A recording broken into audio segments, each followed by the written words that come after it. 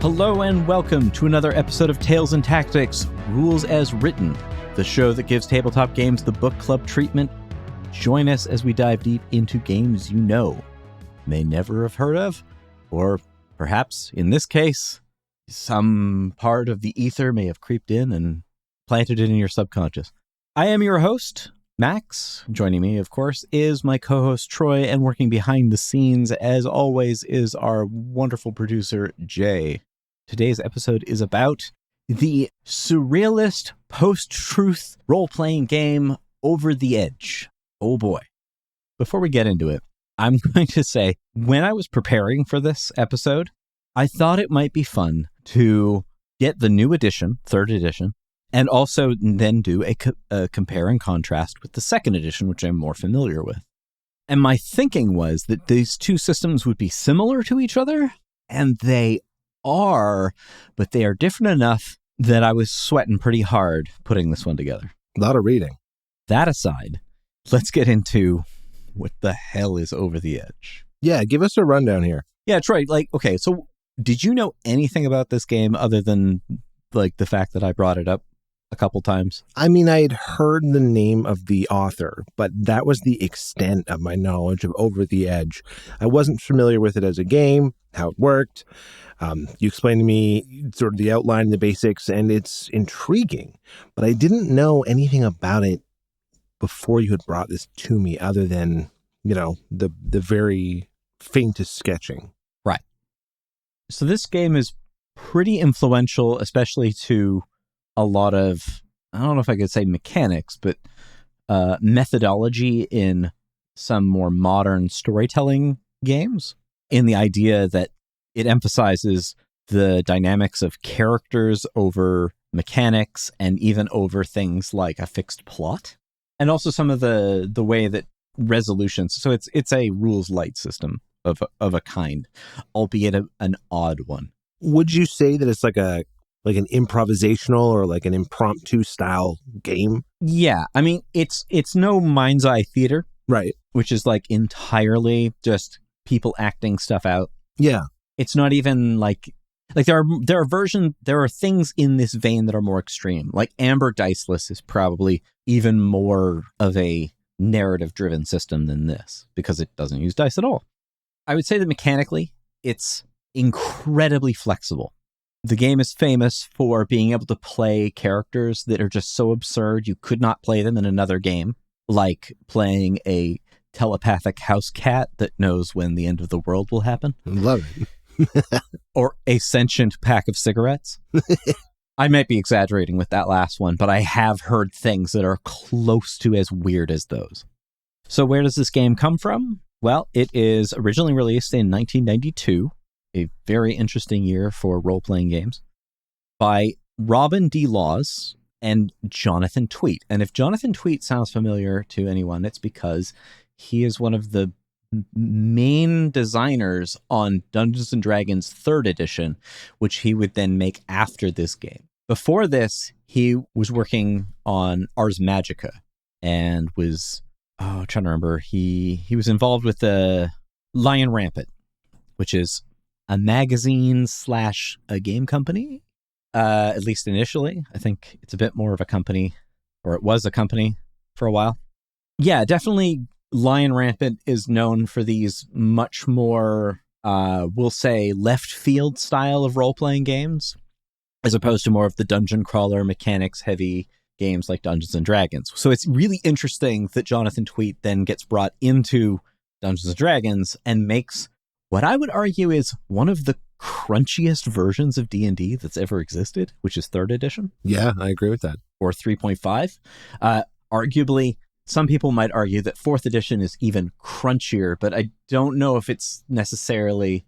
I think it's crunchier in some ways, but it's not as deep. And the depth of 3 and 3.5 is not always a good thing, but it is a thing. Anyway, yeah, so it emphasizes this more character-driven, surrealist kind of narratives where... And this is another concept that I see other games now playing on... And it's certainly not a new thing, obviously not, but this is the first game that I noticed this from, where The plot is more of a negotiation between the GM and the players, right? I think you're familiar with this idea, like in the way that like the players almost have GM-like agency. Weird example, Mech Warrior Destiny. But yeah, totally. I know what you mean. Like in that there's this, I guess I'll call it an exchange. And I actually tend to come from the logic that I like that more because I guess it's very engaging for the players. Mm-hmm. And it's also a relief of some of the responsibility as a GM. That's true. My opinion is that it has its place in those games, like Over the Edge, right, where there's almost no way to tell that story otherwise. It works better in a narrative setting because if the dynamic of the game comes from the narrative, then the more threads and the people threading, the more interesting the game is. If the game is more mechanics heavy, then that's where the threading happens. Yes, right. It's hard to imagine a mystery game when everybody doesn't know / can just make up whatever the plot is. Yeah. That doesn't quite work. Call of Cthulhu does not work well as a group activity, unless, of course, you're telling a very different kind of story. Well, it's like, can you collaboratively tell a ghost story? I was like, it's my turn to scare you. Like, I don't think that works. There are some games that lean really far into this philosophy, like Microscope and Kingdom. Yep. Where you literally just take turns explaining different niches of the world, and essentially the currency of the game is unexplored territory. Yeah, I have a soft spot for those. I got to agree. But I mean, a narrative first game that is embracing of that concept. So it's putting that in the forefront. It's mechanically augmentative of that fact. Would you say that is what Over the Edge is providing to you? Yeah, and it's certainly my first time that I encountered that idea. It's more explicit in this third edition, but it definitely exists in the second edition, which is the other one we'll be focusing on. So the second edition comes out 1997, and it well defines what is called the warp system, which is what I was familiar with. And the warp system involves taking pools of dice, and it's a kind of a roll and keep style system. So like earlier editions of Legend of the Five Rings use a similar thing where you essentially are trying to get a 2d6 roll, but you might roll a bunch of dice in order to raise the odds of that. And it also could determine the power level.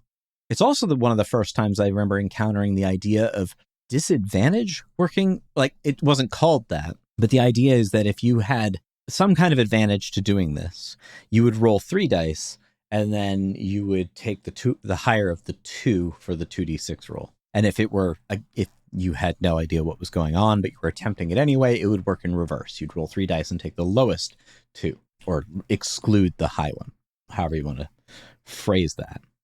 We'll get into the setting a little later, because I think this is kind of where the sauce of this game is more in the setting than the mechanics. But the mechanics are interesting. Second edition has a much more exactly fixed setting because it literally was the campaign setting that Jonathan Tweet was running. He essentially made this game up as a way, it was basically a personal campaign that he then turned into a full-blown game with some more finesse design. And then the third edition, which came out in 2019, is essentially a reboot, but it's got pretty different mechanics, especially when it comes to dramatic success and failure, where the second edition feels more like a direct lineage of game that comes out of, like, Traveler or something like that. Right. To compare it to another game that uses 2d6. Third edition's rules are weird. Okay. Not in a bad way. Yeah. I'd have to try them to give you my actual full, like, this totally works. But as far as I can tell, it should. And again, we don't always play these games because this is rules as written. I have played second edition once, and I got a sense of how it worked. It's similar enough, but it's got these little quirks and eccentricities, which I think make it more integrated into its setting, but are a little bit hard to wrap your head around if you're just used to being like, oh, I rolled and that was high enough and it's good. That's really interesting. Let's dive into the core systems, and we'll start with second edition. Could you tell me more about what defines a player character? So in both systems, characters are made up of traits. In the warp system, you get one core trait, which is essentially something about you that defines your base of knowledge. And then you get 2 secondary traits, which sort of are a more narrow interpretation of what you understand. I'm trying to think of an example. So like a broad trait would be like, oh, you're a dirty cop. Okay, yeah. So from that, this is also the first time I've ever come across the mechanic of broad justification of being able to do something based on a word. Right? This is something that DCC does with occupation. Yeah. Is the idea is like, well, what and to be fair, this is like this is an RPG folk tradition that goes back to like OD&D. Like people were playing around with this idea, oh, I'm the warrior, therefore I should be able to do this. And the GM's like, well, I can't see any reason why you couldn't do that. But what this game does is it takes that idea and expands it outward to be things like, oh, yeah, well, you're a dirty cop. So not only do you know, we could justify that you know about how police work functions, but you also kind of know how criminals work. Yeah. And your relationships to those two ideas are almost, the boundaries are pretty loose. So it says a lot about you with that short phrase.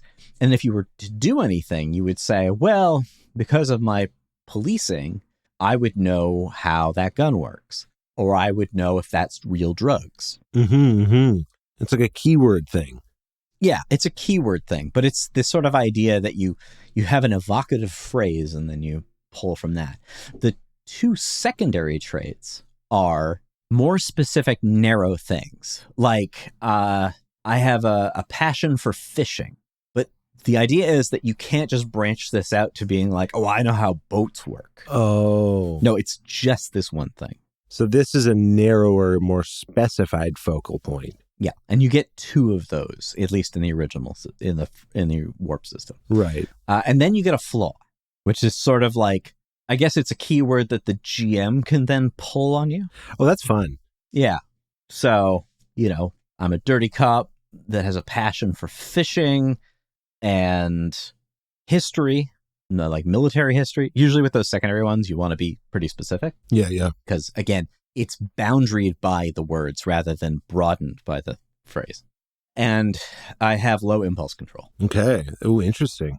I get angry easily. I'm a mean guy. See, I'm seeing this character already. Like if Joe Pesci was a cop. I love it. Now, do these traits have a numeric scoring or anything like that? Yeah. So they usually operate on a tiering system. And 1 point in any of these things is a pretty significant jump. And the game is not a game where advancement is a huge concern. It's more about playing out the story. The character sheet is essentially just a repertoire of what you can do. And if you learn something new, then it can be added or improved.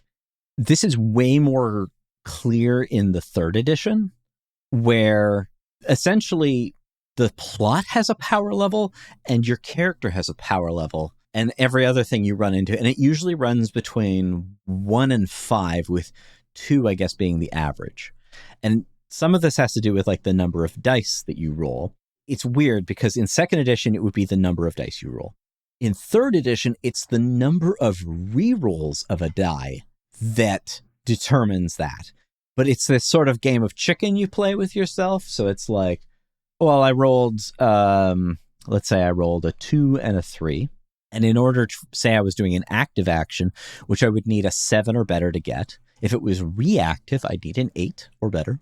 But say I'm starting some shit. I get a 5, so a 2 and a 3. But I'm good enough that I could re-roll the 2. Right? And that doesn't necessarily mean I'm going to get a better result. Yeah, right. But it means that for every level of improvement I have, I can re-roll that die and effectively play chicken with it. I believe the way they phrase it is you can stop at any point that you get a result that you think is satisfactory. But, it's that idea that it doesn't have to be what it says. Are you going to hit on 17? What are you going to do? Yeah, exactly. Yeah, it's kind of like a game of blackjack, but with dice. Yeah. And the way that the original system worked is similar, but it's more of the best of 5 dice. though that's really powerful. So it'd more likely be like the best of 3. Right. And then the scenarios, or the plots, as they're sometimes called, have these different categorizations in them that kind of comparable to a power level. So like, if you were dealing with petty drug dealers, it could be anywhere between a 1 and a 2. If we're dealing with intelligent extraterrestrial demigods, then we're talking about like a 5 through a 7. And this is a modern setting for the most part, but we will get into exactly how it's unique, if I'm not already hinting at some of that. But the game really emphasizes this idea of free form play, where it's interesting because they have this idea that's almost like stage directions. The way, especially again, it's sort of implied in the 2nd edition, but it's really like concretized in the 3rd edition, where like you can play a character and like, oh, don't split up the party, or like don't resolve your conflict because then you will have a reason to leave. Actually, they say that's fine for the most part, and they have some interesting ways of making that make sense. Oh, cool. So, for instance, it's like, well, my guy is out to avenge his murdered wife. Whatever. That's just a random stock plot. Charles Bronson, let's go. Yeah, it's Death Wish. And the plot leans into the fact that whatever thread I'm following leads me away from the group. Well, in any other game, the GM would be like, oh man, I can't let that happen, because then like you won't be involved in the game.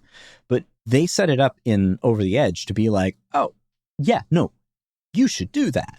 But while your guy is off doing this thing, which we will come back and resolve later, you'll pick up, and they explicitly call this in 3rd edition, an extra. Oh. Which is some other person who's a minor character. And because the rule system is so loose, you can just take a stock character out of the book and be like, okay, that's what you're good at. Or you will just say, we'll just make up what your primary characteristic and your secondary characteristic are.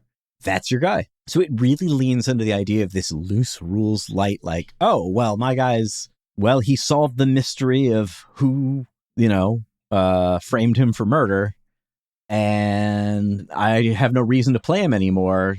Okay, we're just playing this guy now. So it's a game where you can retire characters as easily as you could kill them. There's a certain fluidity to that I appreciate. Again, it's funny that they say that this game is more character focused. Yeah. But I'd actually argue that it's more plot focused, because characters can come and go throughout it. And you can essentially interject, like, there was this cool thing that was happening when I had my first character going through, and, like there was some illegal betting on these like pit fighting cage matches. And I'm like, I'm going to play a luchador who is actually a secret government agent. Right. And I'm going to now investigate that part of the plot with a totally new character. Yes, right. So your character changes are in service to a greater plot, but you're able to make character changes, whether you're switching POV temporarily or otherwise. And again, this is more the spirit of like the game, like the mechanics. This isn't even getting into the world that's being suggested to be explored. And that's my question that I want to come to next, is like, because we've looked at like sort of how the dice are going to roll, some of the ways you make your character, but like, what types of stories are you encouraged to tell? All right. Well, before I do that, I'm going to point out one of those weird details. Okay, yeah, hit me. And I will go immediately into that with the dice. So as I said, the way in 3rd edition, the peculiarity of it, which I think is neat, though I sometimes worry that it's novel for the sake of being novel, but I wouldn't know unless I played it. Right. So, keep your discretion about this as I talk about it. So generally speaking, if your PC is taking the initiative on something, you need a 7 or better on a 2d6. If you're reacting to something, you need an 8 or better. So that's neat. Kind of has this, it makes players want to initiate actions. Yeah. And there's a lot of other mechanics in the game that encourage you to jump into things that might be risky. And some of that has to do with the plasticity of the character you're playing. I understand there's no initiative or like turn sequencing though, right? So that kind of is almost the way to reflect that. Yeah. It's more abstracted. Mm-hmm, mm-hmm.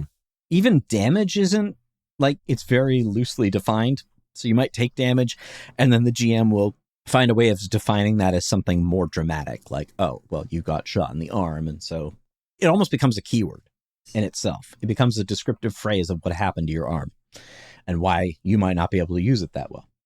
The weird one that I found that really set it apart from the other system, and this isn't the only way, but there's something called twists, which this is going to take some getting used to for anybody who's used to playing a straightforward system. If you roll a natural 3 or 4 on any of the 2 dice, something dramatic happens. They refer to a 3 as a lightning bolt, I guess because you could draw a line to make it a lightning bolt, and that's a bad twist. So even if you succeed, if one of the dice that makes up your success is a 3, then something bad happened. So say you got a 3 and a 6, probably still got it, but there's a catch. Likewise, if you roll a 4, it's like a lucky 4. It's weird because I must have forgotten what they called it individually, but when you get a wildly bad situation or a wildly bad twist or a wildly good outcome, a critical in effect, they call it double lightning bolts or crazy 8 because 2 4s would be an 8 and double lightning bolts would be 2 3s. That's fun. Again, it's only on 1 die in most cases unless you get doubles. So the odds are more or less the same throughout. And it's just to interject a kind of, well, it's to create a less of a binary success, like pass-fail kind of thing, which I appreciate. It's just such a strange way to do it. But now I'll get into what the setting is like, and that'll explain why maybe they make that choice. Yeah, this is what I really want to get my head around. It's a contemporary setting. In the first edition, it's straight up an actual setting, whereas in third edition, it's a much more amorphous.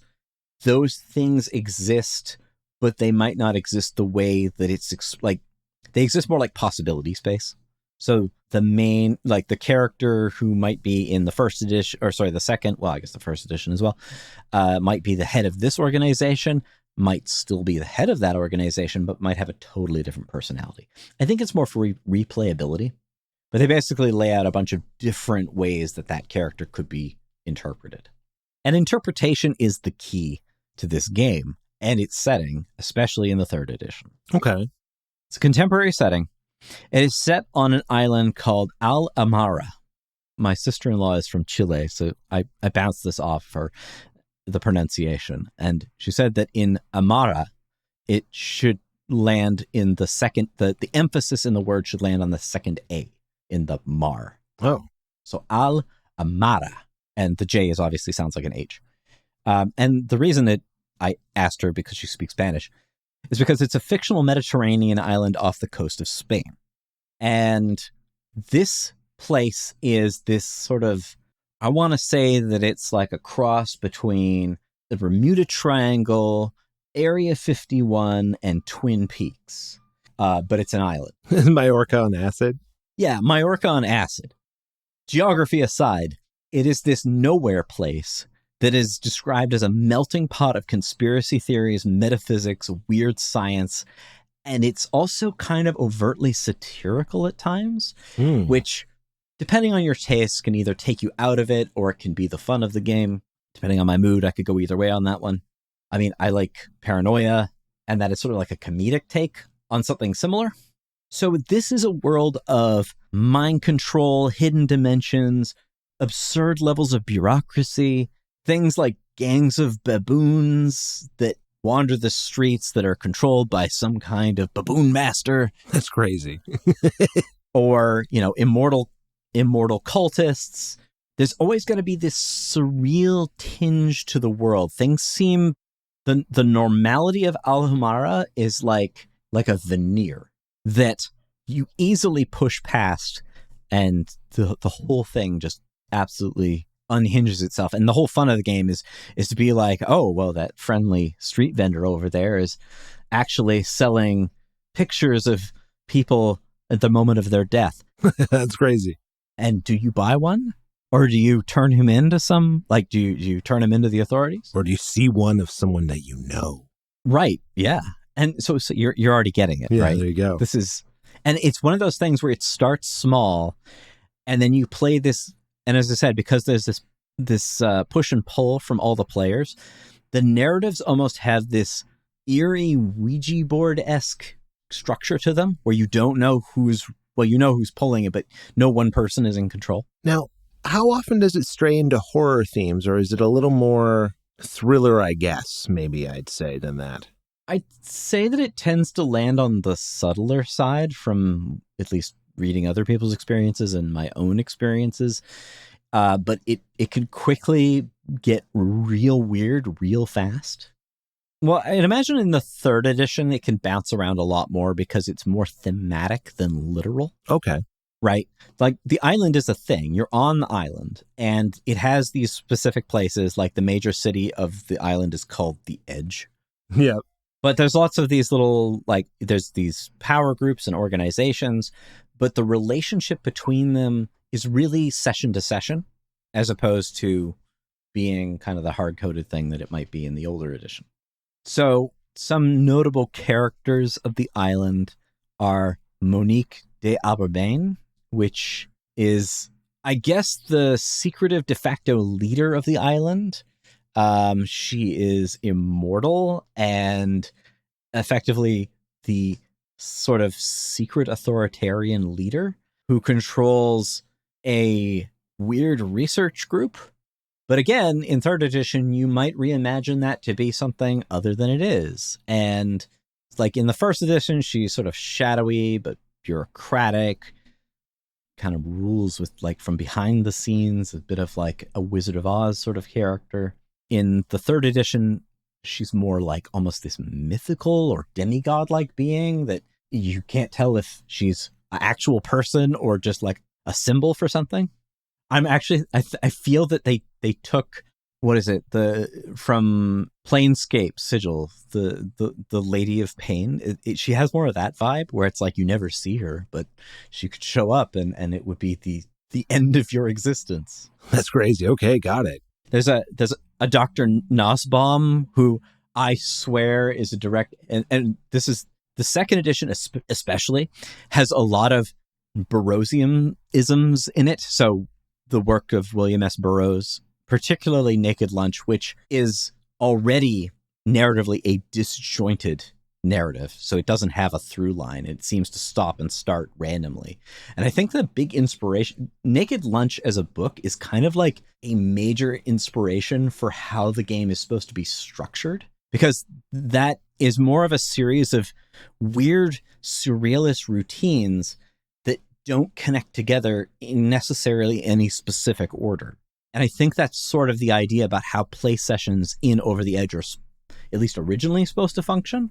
So Dr. Nussbaum, to me, sounds like an analog for Dr. Benway in Naked Lunch, who is this kind of seedy, corrupt doctor who has all these terrible psychological and physical experiments that he inflicts on people for, it cannot be exactly determined whether it's for the greater good or his own amusement. Kind of a Dr. Nick.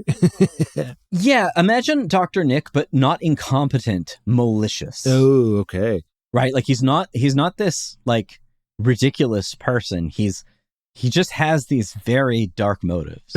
Right, exactly. Yeah, they're the Glugs, who are mutated or genetically engineered people. In second edition, they're described as frog-like, and they kind of make up like these sort of troglodytes that live in the fringes and the sewers of the Edge and stuff like that. In third edition, they're a bit more, they're less a specific appearance and more of this like people that aren't quite right.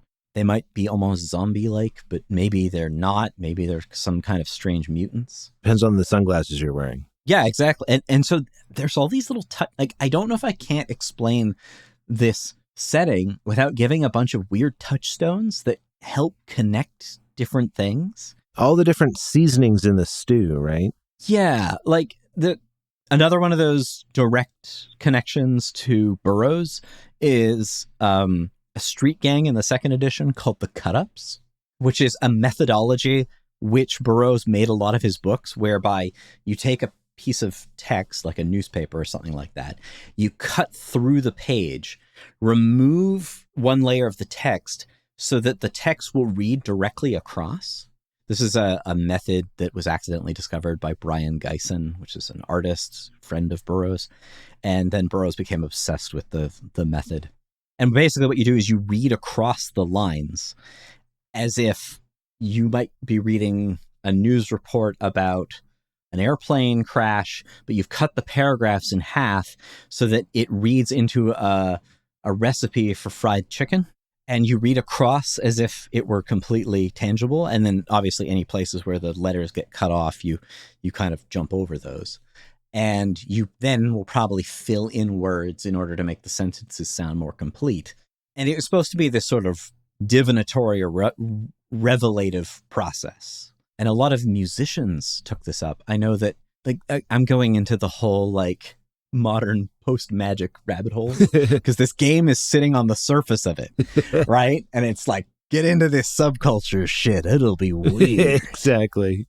But, like, Brian Eno is famous for taking, like, some of the Talking Heads albums and getting them to go through this process where they just pull out the words at random, or they subdivide what they've already written and then, like, jumble it up.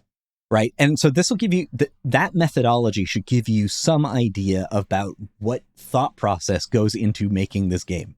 But on top of that, the stuff that's being funneled into it are things like conspiracy theories, ideas about aliens and UFOs, things like, you know, random missing people or alternate histories. There are some things, as I said, there's cultural touchstones that come really close. I think one of the most obvious ones is probably the show Twin Peaks by David Lynch, but almost all of David Lynch's filmography would be good, at least tonally accurate to this game, or at least to the setting. Yeah, there were some really odd things that, like, occurred to me that I was like, oh, that feels like that's in that vein. Mm-hmm. So, old PC games like Dark Seed or Harvester feel really at home in this setting where it's like, is it real? Is it all fake? What am I doing? Why are people dying? Am I in danger? Right. Some other ones, Pathologic, for a slightly more modern game that got a fairly new release. Yep. I think this one might be a little too out there, but if anyone's ever played the indie shooter Cruelty Squad, yes, that might be, well, I don't think that's necessarily inaccurate. The gameplay might not map well, but the vibe is right. Right. So yeah, like reality coming apart at the seams. The X-Files, if you wanted to take a slightly more grounded approach, which is fun, but it might start like the X-Files, turn into Twin Peaks, and then end up like Cruelty Squad. So if I want to play the first 40 minutes of Fire Walk with Me and be those detectives who speak in code all the time, I'm playing this game? Yeah, like where people like speak in that backwards forwards way they do in the Black Lodge of Twin Peaks. Yeah. Videodrome is an amazing one because it's played so straightforward, and yet you're just looking and like, why is no one reacting to how weird this stuff is unless it gets really weird? Videodrome is like absolute perfect. Beyond the Black Rainbow, for a more recent film, it's just like moody, synth-drenched, psychedelic insanity. I think what I like about this game, even if the rules are a little peculiar, I like that it's really flexible, and I think it really leans on the idea that it has this disjointed, surrealist, like it's true, but it's not true. It could be something entirely different, and it could be the thing you think it is at the same time. And, you know, we were talking about how a game has, like, some games have this negotiable space. Yep. Especially rules light systems, where, oh, well, I say, you know, like I suddenly create an object or an NPC as a player by wanting that to be there and turning. And sometimes there's like a currency or something effectively attached to that. This setting makes that even more possible by giving what is effectively not only an almost infinite possibility space, but a contradictory one as well. Another touchstone maybe is like a spooky White Lotus. Sure. Yeah. Anyone who's a fan of like Philip K. Dick novels is going to have a good time with this game. Interesting. Particularly the book Valis is probably on point, or sort of a different extent, the Three Stigmata of Palmer Eldritch. Those are definitely at least on the feeling of this. But, the idea that like this sort of unraveling of reality, or there's this sort of metaphysical existence beyond the one that we can see. But it could be, if you want to take a different Philip K. Dick book, it could be like a Scanner Darkly, where you're closer to reality, but your perception of reality is now degrading. Interesting. In fact, playing a game where everyone is playing a bunch of degenerating drug addicts who are addicted to an experimental drug sounds like it would work really well in Over the Edge. So my question is like, okay, we're playing a game that's a more conventional role-playing game, and we have the implied objective of progression, right? That's what we are doing. We are either accumulating wealth, we are advancing our numbers on our character sheets, but we're striding ahead in some capacity. What is it that you're seeking to ultimately achieve as the player in Over the Edge? Is it the most satisfying narrative that you can like coalesce between the people at the table, or is there something more mechanical that you can achieve in your play with this game? Character progression in the game it's possible, but it's definitely not the focus. Yeah. In fact, it seems to be somewhat de-emphasized in most of the editions of the game. Well, the fact that there's almost an ensemble that you like play in sort of makes that very interesting. You could play more than one character quite easily. That attracts me a lot as like someone who's played like a lot of role-playing games with smaller parties. The idea that you're not just like, well, I guess there's only 3 of us. The idea that you could have more flexibility with the number of people available is kind of cool. And you can even play with that idea. Like, I remember reading somebody's example of a character would be like a pair of identical twins that like share thoughts telepathically. Oh, wow. That's kind of cool. Right. So you are playing 2 characters, and like one of those, like the telepathy might be something that both characters share as a secondary trait. So it's very narrow. They can only talk to each other through this telepathy. But the broader thing is that they are actually 2 people that share one mind to some degree. And that one mind is you as the player. This is another weird touchstone. Do you remember when Marvel used to make like non-X-Men, like X-Force? Right. Wouldn't that work great for Over the Edge? What, like sort of spin-off? Like mutant-centric powers setting, right? Where it's not like explicitly supers, where you're not like Spider-Manning out in a costume per se. But like, you remember how there was those like really sort of darker, edgier versions of the X-Men who were like other mutants who like did kind of shadier stuff? Sure, yeah. I'm trying to think of things from Marvel that would fit into. So like anything from the What If series. Oh, okay. Because that implies the idea of an alternate timeline. Oh, interesting. Or sort of meta possibility. Yeah. Just if you want to take an X-Men thing, like straight up just the Morlocks, feel like they slot right in. Oh, yeah. They're not beholden to some greater ideal. Though again, the Brotherhood of Evil Mutants. Bad branding, Magneto. Bad branding. Anyway, if you wanted someone with more of an ideal, you could remix those concepts. So yeah, you can totally take things from like Marvel or even DC. DC has the idea of parallel realities. Yeah, it does, for sure. And even the idea of a parallel reality crash scenario. That could be fun. Very cool with that.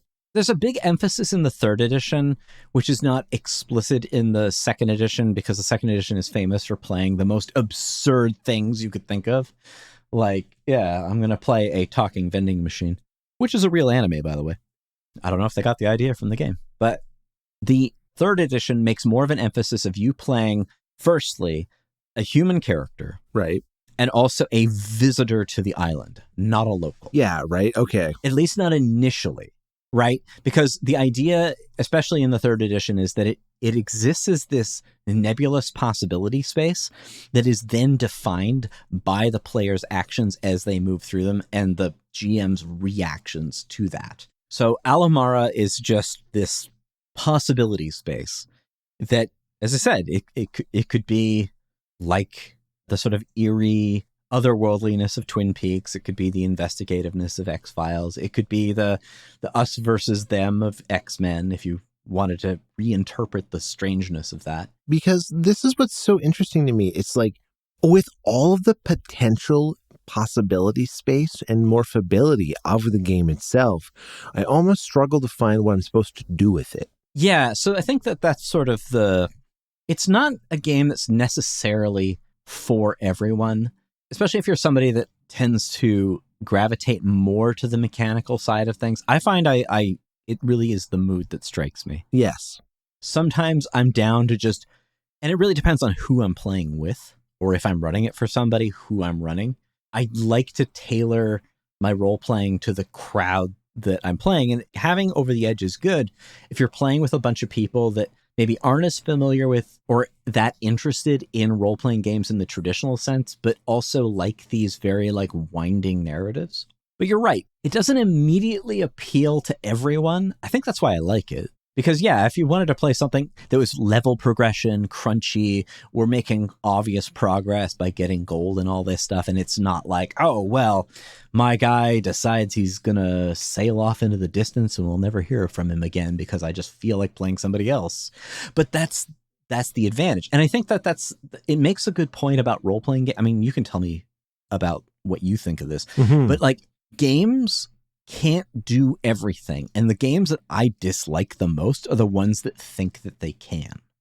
The more specific the experience, it's funny, when I was younger, I used to think that toolbox games were like great, but then that's just because I was interested in being a game designer and I was like, oh, systems. Oh, that's a very like clever way of solving this problem, or this is a better way of explaining this phenomena rather than doing it like this. But when I actually thought about like how the rules support the type of play and the setting is part of that support system, I started to gravitate a lot more into games that sold a particular kind of fantasy and used the setting and the rules to support that idea. I think Over the Edge does this because it's just lunacy, right? But it's fun, controlled, like in the way that some later editions of, say, Paranoia really emphasize the backstabby, arbitrary, screw you over kind of nature of even creating characters. Right. We should do an episode about Paranoia. I talk about it way too much. We totally will. This game does a good job of that kind of like fluid, broken narrative, cut up style, way of explaining things that is just unique to this game. I don't even know that you even need Amarja as a setting. Because as I said, if you wanted to play like a Twin Peaks, like, oh, it's set in the mountains of, the Rockies or something like that, or off on the West Coast or whatever, and you could make a Twin Peaks analog, this would be the system to do it, because it has that idea where you can have a character come in and then just sort of do something weird and leave. And see, this is where I rub up against the game, where my question is like, unto what? Like, I can introduce a new character and then he can be there, but then he can leave. And it was like, so, but like, to what impact? So it's for exploring the story. It's the idea that not everybody is necessarily in control of this. So where is it going? I mean, the GM ultimately has the say of what's happening. And there are, like, it's not like the second edition actually has scenarios. That would be really interesting. Yeah, the scenarios are really interestingly written because they read like normal ones, but they have these things where there are these strange leaps of logic.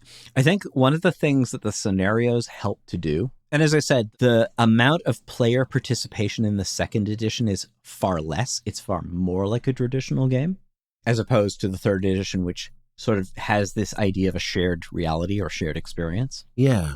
I mean, this goes with the idea that in the second edition, Amarja is like a place with specific locations and holidays and people. Yeah. And things that happen at particular times and a history that's documented. And the third edition, it doesn't throw that out per se, but it imagines it more as a sort of looser concept. So whichever of those two appeals to you more.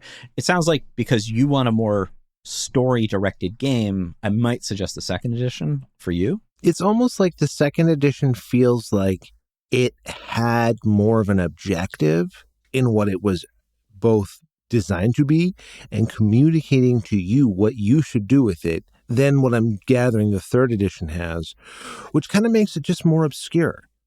Yeah, well, I guess the idea is that third edition is sort of the designer's attempt to make it more your setting as opposed to their setting, which is what second edition really is.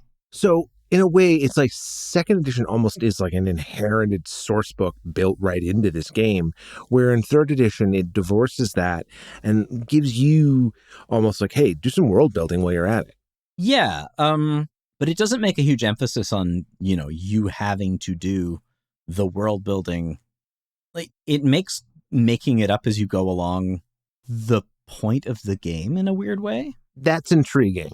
It should be cohesive. Like, they make an emphasis on the fact that, there are groups with motivations and those should feel consistent. And it's really the GM's job in that version of the game seems to be more of like someone who focuses the plot or wrangles the narrative in some way. Whereas if in second edition, it's more sort of cut and dry as to what these things are and what their specific strangeness is. Okay. And the campaigns play along those lines. And I don't know that I prefer one over the other. The second edition has the advantage that if you don't get what it's selling you, the scenarios will help explain that by kind of taking you through what the plot might be like. Yeah. Whereas the third edition leaves it as a sort of more intangible mass with a lot of loose threads you could pull at, but eventually you're making your own thread. That's really interesting. It's almost like without having played the second edition, the third edition might present more of a barrier to entry, as you'll have to come to grips with your own material sooner or in a broader way, I guess. But that's really interesting because I do really love improvisation at the table. And because I've played like side-by-side co-op RPGing, I really like that collaborative storytelling. And I mean, don't get me wrong, like most of the book is just the setting. Yeah. It doesn't break down. It's capturing more of what could be there rather than necessarily what is, but you could play it like just as it says it is. And you get something that is more or less the same as the earlier edition. Also, the earlier edition is sort of a post-Cold War. It has that kind of Cold War tone about it. Oh, okay. Whereas this one has more of like cell phones, post-truth, what is real. It's more reflective of reality now. So maybe to some people it might seem more relatable. And the older one might feel more like a period piece where it's like, oh, well, this is like, right before the fall of the Soviet Union kind of like backdrop to how it was written. Yeah. Or like, well, I mean, it came out in 1992, so that'd be like practically on the dot.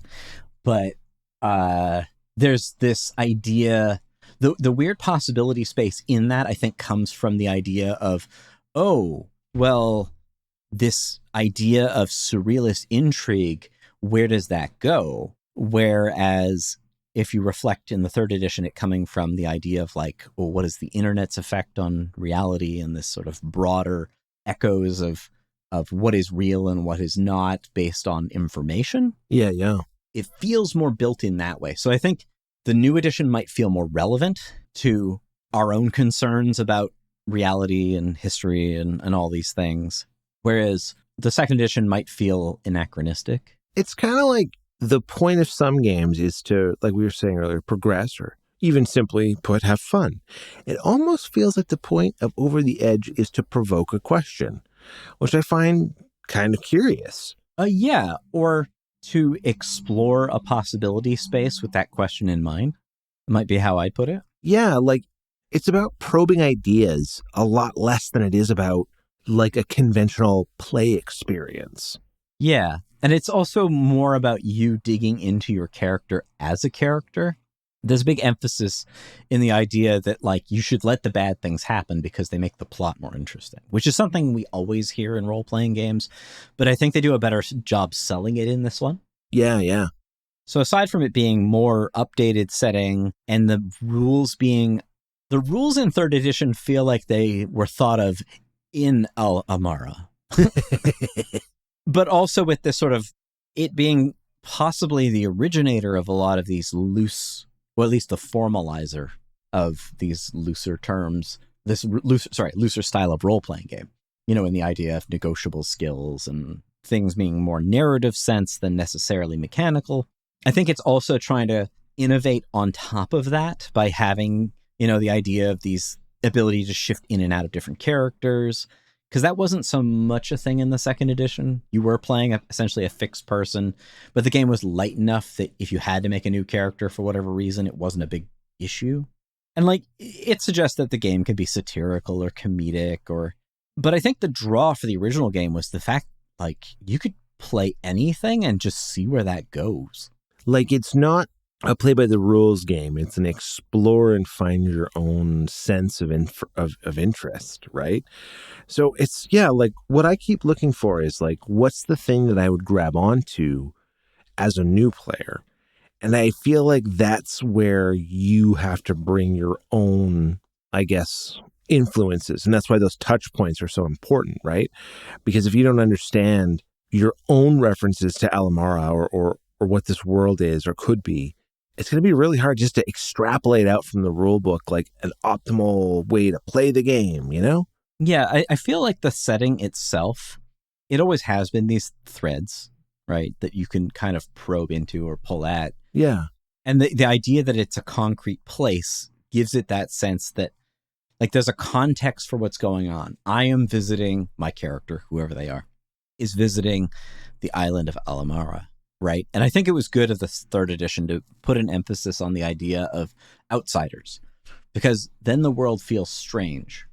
And the GM can, they even talk about, and I don't know, this doesn't sound like a cash grab or anything like that, because I don't think that was the intention of it, but they actually suggest on getting 2 copies of the book so that the GM can stroke out things and change them in their own edition, so that the book that you give the players is the vanilla book that you've done nothing to, and it's a bunch of lies because you changed it all. That's kind of wild, I gotta say. That's an actual thing that's suggested in this book. At least in the more recent edition. There was a type of Italian theater in the 1920s, I want to say, and the whole intent of this theater was to provoke a riot against the status quo. So what they would do is they would sell 2 tickets to the same seat. They would walk out in the middle of a scene with another a stagehand with a bucket of water and just splash the front row. And they would just do crazy things to elicit wild responses from the audience, and then they try and whip them up into something. And it almost feels like this game could appeal to that same audience. Yeah, I hadn't thought of that. That's a good get for this. But no, I think you're sort of right. But I think it's meant to sort of throw water onto your imagination. Yeah. And get it to react to things that it just isn't going to it's almost like a creative exercise, but the point is the game itself. I think that's the draw if you were looking for one. When they in the movie The Royal Tenenbaums, when they walk in on Owen Wilson and the really weird cast of characters he's doing drugs with, they could have been playing Over the Edge while doing drugs. Yeah, 100%. In fact, Wes Anderson is a really interesting additional touchstone because his worlds feel grounded and real, but also not real. Like they feel either, I wouldn't call it surreal, but intentionally anachronistic. Well, think about the Grand Budapest Hotel, right? That's a perfect example. For sure. Royal Tenenbaums is probably more subtle but I almost feel that fits better because it seems it almost seems ridiculous in the fact that it seems real. Yeah. Whereas something like Grand Budapest Hotel is so stylistically anachronistic that it just but then that could fit too. Yeah. Right? And the absurd characters that they feel. And then what if you had that as the setup, but then you realize that none of those people are real? Yes. As I said, making the reference back to the PC game Harvester, where everyone feels they're from some kind of 1950s suburban world, but then it turns out they're all part of this kind of murderous cult, and all of this is kind of an act to get you to kill. That's wild. Seriously. Like, I don't know about playing it, but watch a playthrough of that game. That game is wild. But this is getting like my theater geek brain going, because I'm thinking of like Brechtian style stuff, you know what I mean? Where you're like using the artifice of your setting as a way to impart messaging that is either more subtle or way less subtle than otherwise through character or dialogue alone. Yeah. So yeah, that's, I don't know. I'm like, I guess when I ask the question, what is this game asking you to grab onto? Is it asking you to bring that handle yourself? Yeah. And then let go of it and see what it turns into in the hands of everyone else. That Ouija board analogy made a lot of sense to me. And I like that because it's kind of mystical too, right? Yeah. So it fits the theme. But more so the way that you collaboratively push and pull across. And then you don't have those like end of scene fiasco dice that like, well, I guess that was bad for me. It's, it doesn't quite play out so like mechanically, I guess I'll say. Yeah, I would say that if Fiasco is a game for writer and theater kids, then Over the Edge is for theater kids and art school nerds. Right. Everyone wears turtlenecks and we're good to go. Yeah. People who have actually watched the movie Liquid Sky. That's a reference that like no one will get. In fact, that's directly referenced in the older book, because what the hell is happening in that movie? That may also show the I wouldn't call it the flaw, but perhaps the limited appeal of, are we playing a plot that's going nowhere? And that's kind of the challenge. And is that not the point? Is that not the point of it? Like, I'm not saying that watching Liquid Sky is an unenjoyable or at least interesting experience, but to imagine that as a game with stakes is hard to imagine. Right. So yeah, this is who's going to have fun with this game? Obviously, theater kids, people who like playing characters, philosophy majors, lighthearted conspiracy nuts. Yeah, the ones that like it but don't take it too seriously. Anybody who's into chaos magic is going to have a hell of a time.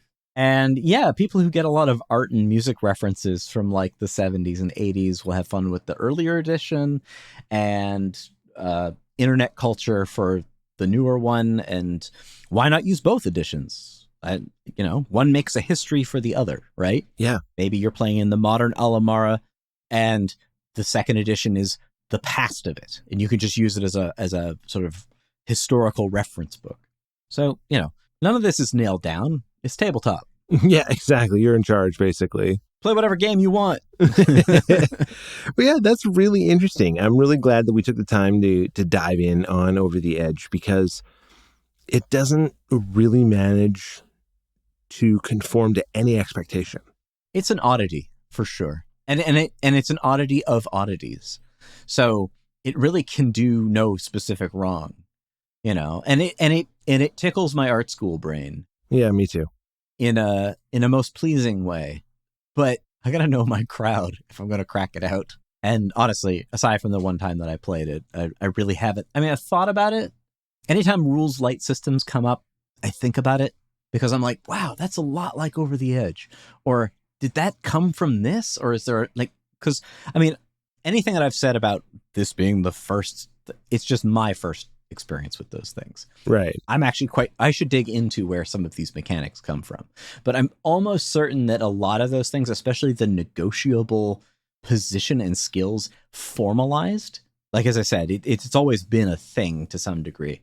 But the idea that someone wrote that down as here's how you play it, aside from probably some random article in like Alarms and Excursions where someone was arguing this is how you play Dungeons and Dragons.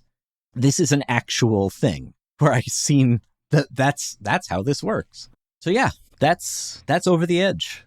I will try not to kill myself next time I pick a topic. Yeah, maybe don't do two topics at once. Yeah, what's next week, by the way, on that note? Okay, so next week I think we're going to do one of your things. So that'll be table setup, I believe. Oh, cool. Yeah. Okay, then let's do that, because I like the idea of that one.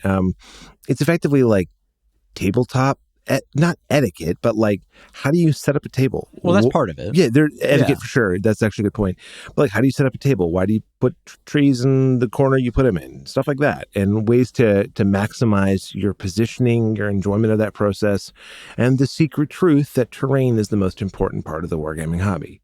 I agree. And I think that it's almost underestimated. And I'm often shocked and appalled at how there are so few rules for terrain in so many very popular games. Or like people will go to amazing lengths to have very expensive, high quality painted models standing next to stacks of books as a hill. Just like, what are you doing? So we'll get into that for sure. And there's a lot of different perspectives on like the best way to do it. It's kind of like low-key game design in its own right. So it'll be fun to talk about. All right. Well, until then, happy gaming. Happy gaming. We hope you enjoyed delving into today's episode. A big thanks to all of you out there for joining us. If you want to continue the conversation, you can find us on Instagram and YouTube at Tales and Tactics Podcast, or on all popular podcast platforms. Join us again on the next exciting episode of Tales and Tactics.